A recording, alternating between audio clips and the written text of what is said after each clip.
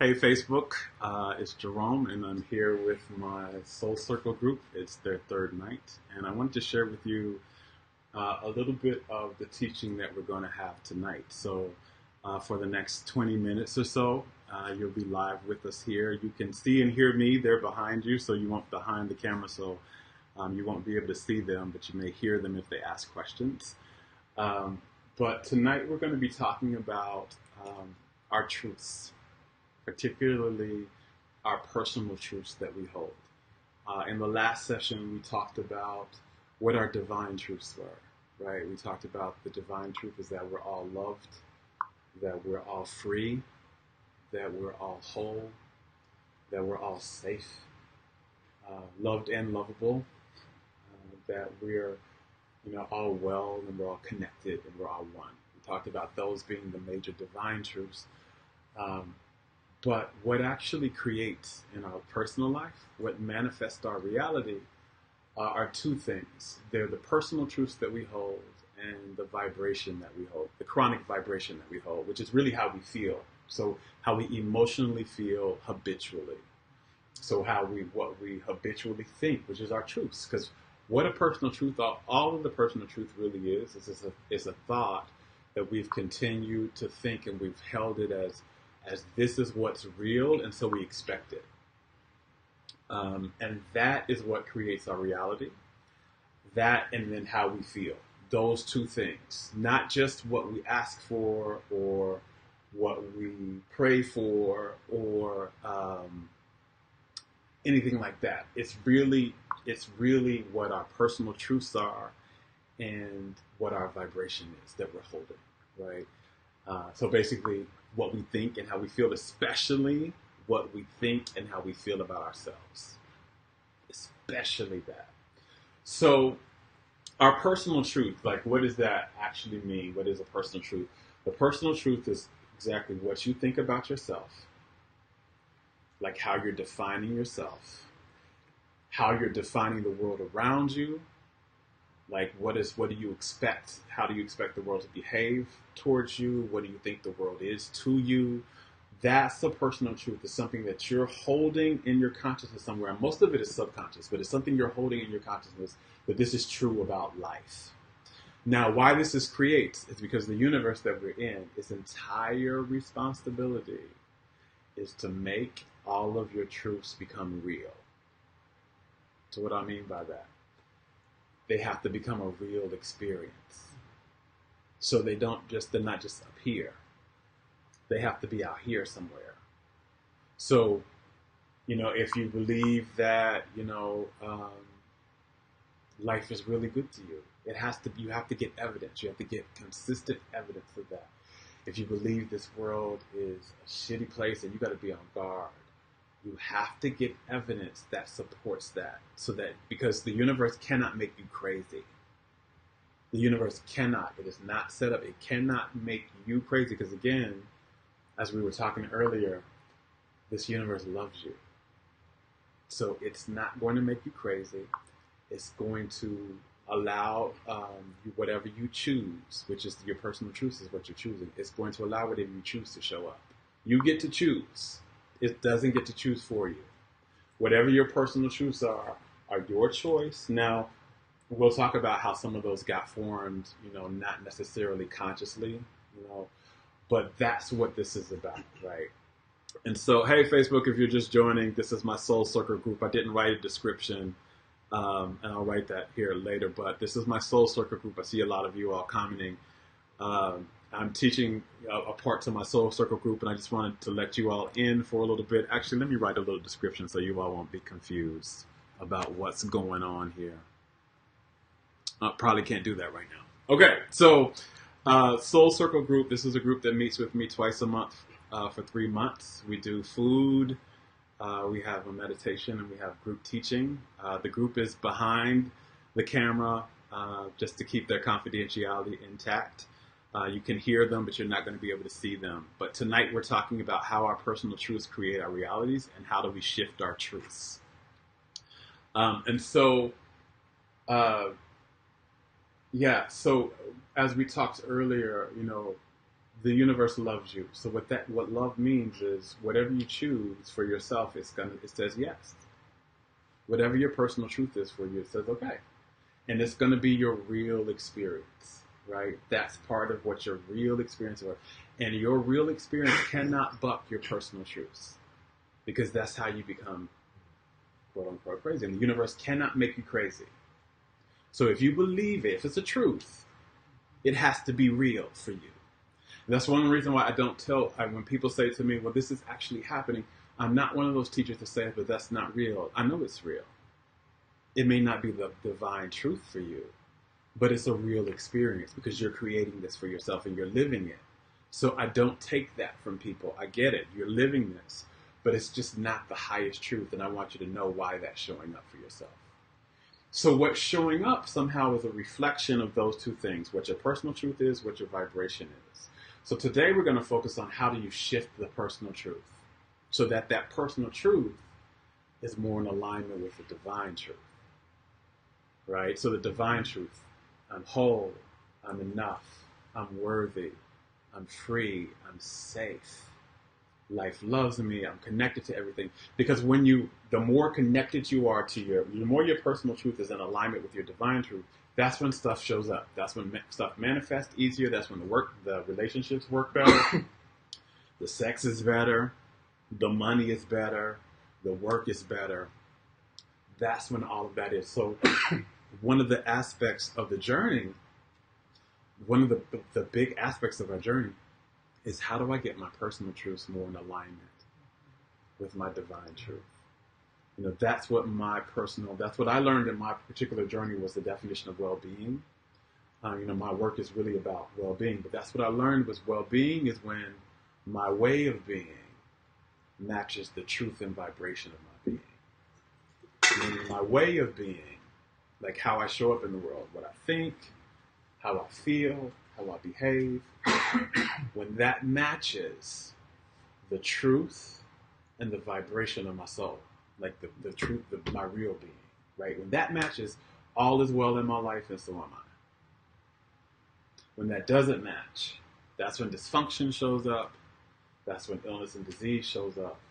That's when stuff shows up. So what we want to do is try to get our personal truths more in alignment with our divine truths. And even when you're trying to manifest something, the truth of it is the way to manifest that is going to be to get somehow your truth in alignment with more of the divine truth, right? So let's talk first, before we talk about shifting truths, and this is what we're going to be talking about with you all on Facebook, is how our personal truths get formed. Because there's a lot of things that, again, if you can understand what your personal truths are by what's showing up in your life. And we're going to I'm going to give you some exercises to kind of figure out some of that at home, what to do. But your life is literally a reflection of some personal truths that you have about yourself and what you expect from the world. But it's not your fault. Like a lot of that's not your fault. A lot of our personal truths were formed by out kind of external. They were influenced into us. They weren't something we just said, I want to believe this. It was things that were influenced usually in childhood. Most of our personal truths were formed. There are some that get formed in adulthood, but most of the personal truths get formed in childhood. Usually, I say like 9 and under. There's some people that say 5. I've seen a lot of things happen after 5. So I like to say probably 9 and under, but there are things that happen later, especially, again, if you have a horrific traumatic event later, that kind of... so let's just talk. Let's just dive into kind of how they get formed. So one of the ways they get formed, a lot of the major ways our personal truth gets formed is trauma. And we talked last group about what trauma is, and if you've been, you all are familiar with me by now, trauma, my definition for it is very different from just the Western definition of it. It's literally the thing that makes you, the event or the experience in your life that makes you feel some type of way, that something's wrong with you and that this world is not a safe thing to be in. So again, remember, we all come in as babies, as souls. Actually, let me not use all because that's not We all do come into the physical now. We're not all born, and this is a different conversation we can get into later, because the mother, if the mother is going through issues and if she's traumatized while she's holding the child, because the mother and child are one during that process, that gets implemented into the child, and so when the child is born, it comes out with that. But other than that, the majority of people are, when they are born as babies, come in holding to the divine truth and knowing the divine truth that we are a good thing to be in this world. We're a whole, worthy, lovable thing to be in this world, and this world is a good thing and a safe thing to be in. We come in with that. This is a good place to be. This is a safe place to be, and I'm a good thing in here. Then number one happens. Something happens. And, that could be a whole host of things. That could be abuse. It could be abandonment some type of way, or neglect for a child. It could be loss of limb. It could be a parent dies. It could be all types of things, right? Or it could just be words that the parent says or the energy that's around. But some type of way, what trauma is it says somehow you're not a good thing wholly. All of you is not a good thing, which goes back to the wholeness and the presence. There's parts of you that are okay, but not all of you is okay, right? And so then that gets put into your truth. That says, oh, I'm not enough, right? And particularly whatever that part is. So my body's not enough, or my mind, my brain's not enough, or I don't have enough. Something is not enough about me, and that becomes my truth, right? The trauma shifts the truth, and it becomes that, right? And then I'm not safe too. So somehow I'm not safe. Maybe my color's not safe, or my gender's not safe, my sexuality's not safe, my being is not safe, right? I'm just not safe somehow in this world, in this family, whatever. Something happens and it changes that. And so your personal truth is, it gets shifted that way, right? So now it may be been a really dangerous things. Like if you're abused as a kid by men are really dangerous things. Or if you're abused by anyone, whatever, you start to shift these truths. And then you manifest your reality out of that truth. So you manifest your life out of that traumatized truth. So I'm not enough. So you continue to have experience from that point on to show you that you're not enough somewhere. I'm not safe, however that is. I'm not safe with men. I'm not safe with women. I'm not safe with my sexuality. I'm not safe as my color. I'm not safe in this country. I'm not safe in this this family, this city, whatever it is, right? However you feel that is in your head, right? Whatever that is that goes into the brain, that becomes the truth, and so you manifest that, and it goes all out. So one of the things I like to talk about how this shows up primarily is, I'm a black male, and so one of the things that happens very early on for American black males, black people period, but especially black males, is when we're really young, and we'll get into the next part, which is socialized, but either we'll see some type of racism happen to people that, we are, and so we'll be black is not safe, right? Something will happen to be said to us personally, or we'll get into the next part with socialization. So a personal truth that can come in is, and which I had, was black is really not fully safe in the world. So I had I manifested I had a lot of racism growing up, a lot of racist experiences growing up, until I was able to see what that personal truth was and shift it. It doesn't mean that it changes it out there when you shift your personal truths. There's a difference between personal truth and collective truths, because we have collective things. So it's still out in the collective, and I see it, but it's not my experience directly, right? Because my personal truth around that changes. This is what I'm saying. When your personal truth changes, it changes your personal reality. Mm-hmm. Now, there's a collective reality you will see, right? But it changes your personal reality and what shows up in your life. So, and we'll get into how to shift your truths, but I just want to talk about first how did they get formed. The second thing they get formed is in socialization. So we come in as kids, you have a family, you have a culture, you have a city, you get a little peer group. Again, I have a color, which is black, so that comes with the culture. I'm a male, that has a culture. And my family has a culture. The Midwest and where I am, Oklahoma has a culture. So there's all this tightness. What socialization is this kind of like you get taught how things work according to what this is. So this is what men do. This is what your family does, right? This is how we operate, right? Especially the first place you get socialized is your family. So your family is the first classroom you ever enter. And what they're teaching you, what the family is there to teach you really, is what you're learning in your family is either how to embrace and embody your divinity or reject and deny it.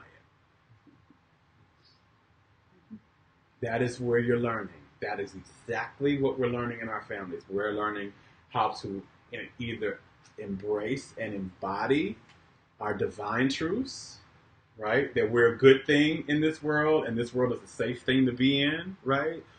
Or to reject it and deny that somehow. That I'm not a wholly good thing, and this is really not a fully safe place to be in. Our families are the first place we learn that. So, and usually you learn that by what our parents' personal truths were, right? What they believed about the world.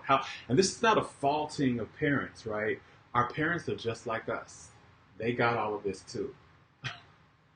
And they weren't given the tools to shift it, right? So and they love you, but they're trying to teach you, if you really hold a personal truth that this world is a really unsafe place to be, then I have to protect my child.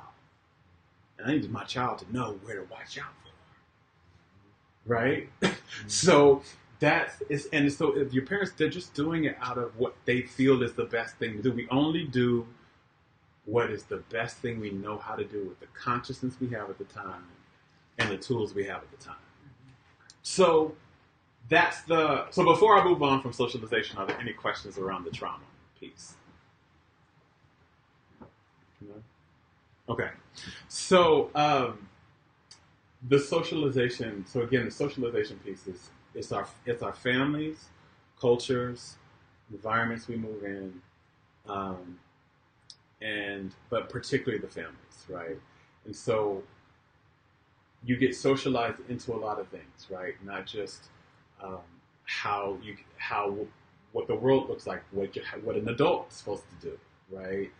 Also, like, you get socialized into believing what you need to do to receive love and acceptance and approval. So, for example, let's say you're a really rambunctious kid, and you're running and you're running and running, but mom just worked a 50-hour work week this week, and she's tired, and she is honestly tired. Her body is tired. She doesn't have time, right? You need to sit down and slow down, right? So that kid is going to associate, well, when I'm really active and I'm really out there, I don't get love, right? And so that's not a good thing to be. That's not a safe thing to be. So I'm not going to be active, right? So you'll suppress that aspect. Active is a bad thing. That becomes one of your personal truths. Active keeps love away from you, right? Same thing with kids who are, for me personally, I was a highly sensitive kid, very sensitive. I felt things very strongly. And I had parents, one was an entrepreneur, working his ass off, didn't ever really have help, and the other one was a doctor, right, delivering babies at the time. So always running, always on call. They're tired, and they are overworked, and they didn't have time to deal with They didn't have the tools, but also they didn't have the bandwidth to deal with a highly sensitive kid. So, but what that went into my truth was being sensitive is not safe, and it's not. I shouldn't be sensitive in the world, and that you just won't be loved. And so that led me. And so this is also kind of how. So there are positive truths that come from these socialization things too. But how our truths kind of negatively affect us, like it took me a very long time to do this type of work in the world because it was more sensitive and it was more intuitive. And I hadn't looked at that truth that was telling me inside, if you're sensitive, they're not gonna like you. Because how it showed up for me was, if you're like this, they're not gonna buy your stuff. They're not gonna come. They're not gonna pay you. You're not gonna make money. But it was from was the socialization that you need to stop being so sensitive, right? So there's a lot of the socialization that suppresses, our natural things, and we have truths that aspects of ourselves aren't safe in the world.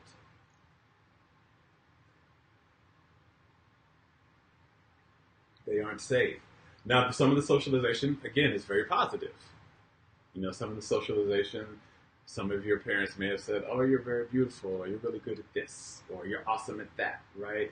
And so that becomes, oh, I'm really good. Like one thing I do not have, I've talked a lot about my wounding around being enough, and it was mostly in my body, my sexuality, and with my sensitivity and my intuitive skills.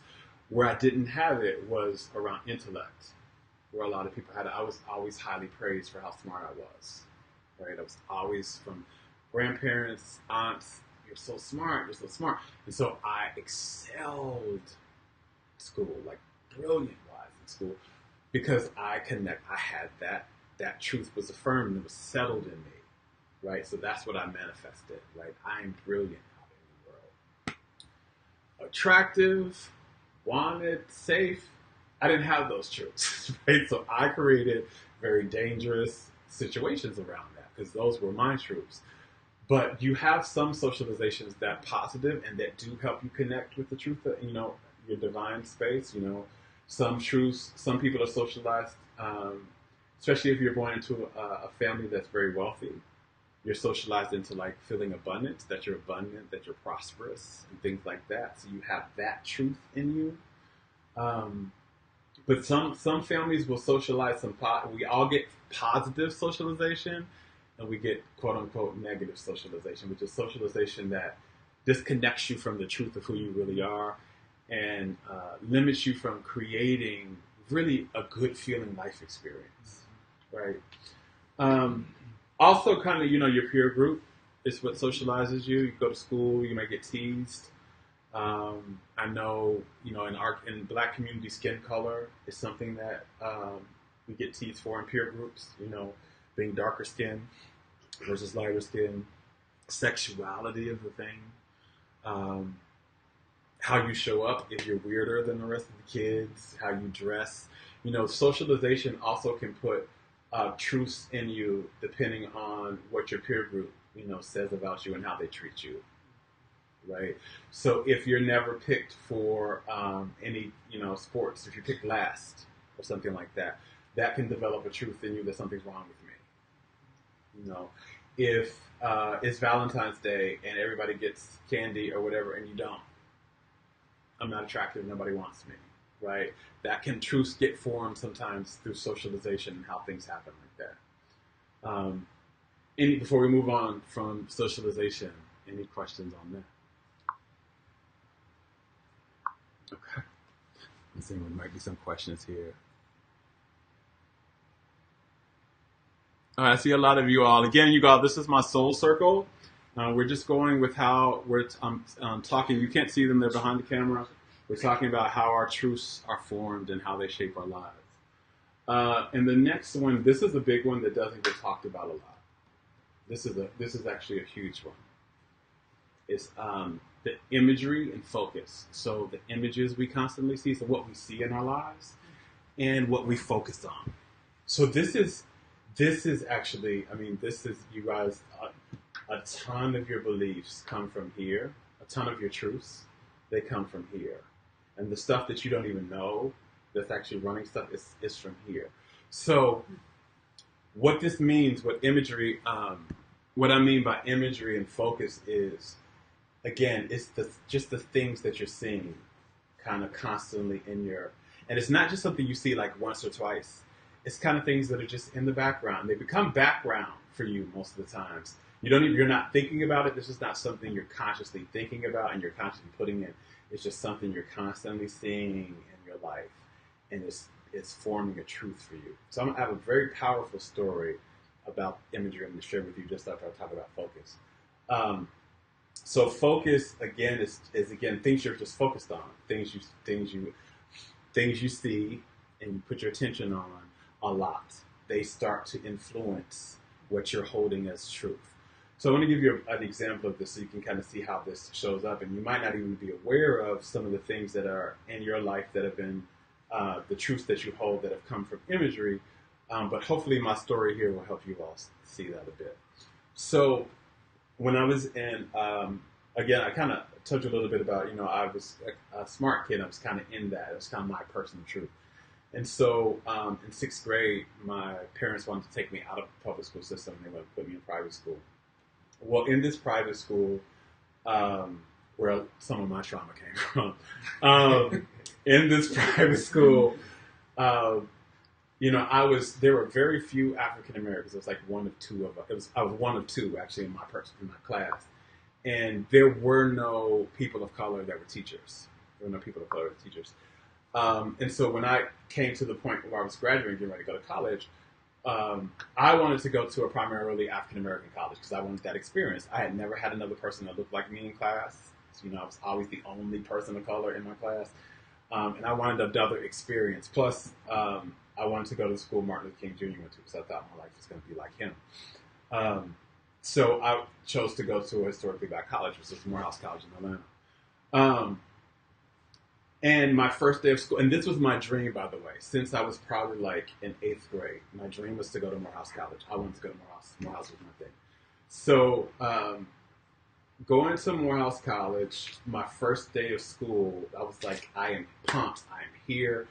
I was first day of school, first day of class, on the front row. Now, I was not a front row student. Sorry, that was my phone. I was not a front row student at all. So I'm on the front row. My book is open. I'm like giddy. I can barely hold my, I'm just like the quintessential movie student, giddy for his first day of class, right?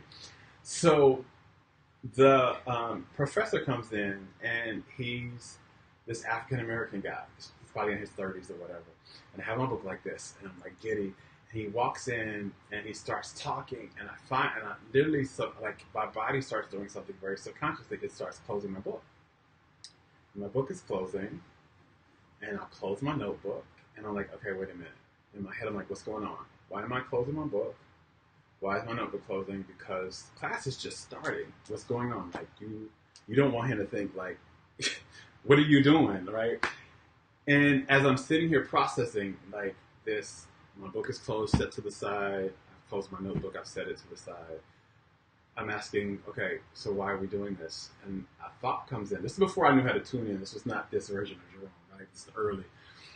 A thought comes up and it says, you closed it. We need, because he can't teach us anything, basically, is what it said. And I said, what are you talking about? This first day of class, this is the professor for this class. You're telling me he can't teach us anything. Why do I think that? And then the next thought came up, because he's black. Now, I had this whole aha moment at that time. That, now mind you, I need to also preface this. I come from a long line of educators on the other side. My mother's a doctor. Her twin sister is a principal. My grandmother was an award-winning teacher in California. Her brothers and sisters were superintendents and all of that. So I come from this long line. They weren't here, right? I talked to them and all this, but they weren't here. But the thing I saw every day was teachers were white. And so the truth that put into my consciousness was teachers were white, and that's what who if you're a teacher you have to be white, and if you're not white you're not a teacher. And my body was literally responding to that. And it was only because I was in this visceral situation that I had to pay attention. Like if I didn't have to, which most of us don't come up with against such, because here I am in the college, it's 99% black teachers. You better get it together, right? I have to get this, I have to face this truth, right? But most of us don't have to face it so viscerally, so it just runs on in the background. It keeps creating stuff. But that's where I learned, because nobody said that to me, by the way. Nobody ever audibly said that to me. That was never audibly said. That wasn't something that I personally wanted to believe. But it was in the imagery I saw all the time. And this is why, so we're talking about imagery, right? So in imagery is TV, the type of things you watch, especially continually. This in your daily life, which we're going to move into here, like the things you see in your environment all the time. And just like in the focus, the kind of conversations you're having, what you're listening to on the radio, what you're reading, this stuff is putting truth in you. It's helping shape a truth. And it's helping shape a truth that you're not really aware of, and it's not even that you're necessarily opting in. Like you're not saying, yes, I want that one. But that's just kind of how our truths are formed. And this one is rarely talked about. And also sometimes when it comes up, people vehemently try to defend it. This is one of the things that I'll say, like, really be careful what you're always listening to on the radio. Be careful what kind of songs you're listening to all the time. Even I'm not even talking about like if they have bad words or anything like that, but like if you're always listening to sad songs, that's forming a truth in you about sadness and about what live your life. You have to be very conscious about some of this, very more mindful. I won't say to a point where you're trying to control everything and you're stressed, but just more mindful, and we'll get into that when we talk about shifting our truths. So any questions on imagery? That's kind of the basic part of that. So the next part of that is environment. So your environment actually shapes our truths. So not just what we see in our environment, right? Just not the imagery and what kind of socialization we're receiving in our environment. But literally, our environments are energy. And I also want to talk about, because this kind of goes back into socialization, but also the kind of groups you move into, right? Because there's a collective consciousness as well as a personal consciousness. And if you're not like doing a lot of really mindful work to be really strong in yourself, when you're in a group, you get sucked up into kind of a group consciousness, and the group belief system gets put into you a bit too. So the environment in which you move, like, it'd be very, very, what are the spaces you're moving in? Like, what is the, if you're literally like, what's your home looking like? Is your home, a lot of times I used to do when I first started my work, I would go to people's house and I would walk them through the house and I would tell them how their house is affecting their personal truth and their vibration, like what's in it. And, if there's a lot of dead things in your house or a lot of things that don't work, that's actually shaping a part of your consciousness. It's like things don't work in my life. It's just shifting your house can change a lot in your consciousness. I mean, some very subconscious, like having things work, not having a lot of things that are broken, not having a lot of things that, having life in the house, like having some things that are alive in the house, clean, stuff like that. Your house is affecting your truths. The city you live in is affecting your personal truths as well. And so the environment plays a part. It definitely plays a part. So, and then any questions on environment before we move on to the next thing? Okay. The last part is your experiences. So this is kind of more, you have an experience, right? So when kids